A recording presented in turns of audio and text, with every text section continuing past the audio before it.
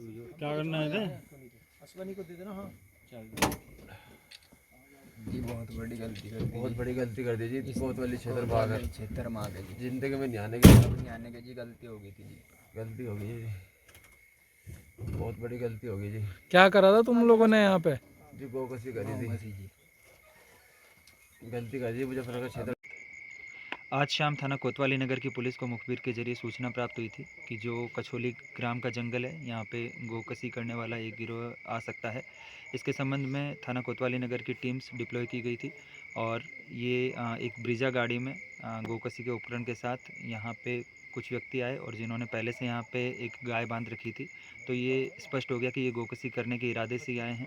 इन लोगों को जब पुलिस द्वारा रुकवाने का प्रयास किया गया तो इन्होंने पुलिस पर फायर किया। इसमें पुलिस द्वारा आत्मरक्षार्थ कार्रवाई करते हुए 2 बदमाशों के पैर में गोली लगी है और अन्य 2 बदमाश जो थे इनको मौके से घेर घोट कर पकड़ा गया है। इस प्रकार कुल 4 अभियुक्तों को गिरफ्तार किया गया है। जो प्रारंभिक पूछताछ हुई है इसमें ये पता चला है कि अभी पिछले सप्ताह इन्होंने काली नदी के किनारे पे भी गोकसी की थी, जिसके संबंध में कल अवशेष प्राप्त हुए थे और उसके संबंध में थाना कोतवाली नगर पर मुकदमा पंजीकृत किया गया था। इसके अलावा इन्होंने और अन्य जगहों पे भी जनपद में घटनाएं करना कबूल किया है, जिसके संबंध में डिटेल में पूछताछ इनसे की जाएगी। एक पशु चोरी इन्होंने करना बताया है, जो बुढ़ाना थाना क्षेत्र की घटना है उसके संबंध में अभी तक ये स्पष्ट हो पाया है कि उसका मुकदमा पंजीकृत किया गया है। ये 2 घटनाओं का अभी अनावरण किया गया है और इसमें डिटेल में अभी इनसे इंट्रोगेशन किया जाएगा। अभी ये जो पकड़े गए अभियुक्त हैं, ये चारों अभियुक्त जनपद मेरठ के हैं। इसमें से 2 लिसाड़ी गेट थाना क्षेत्र के रहने वाले हैं, एक सरदना थाना क्षेत्र का रहने वाला है और एक रुआसा दोराला थाना क्षेत्र का रहने वाला है।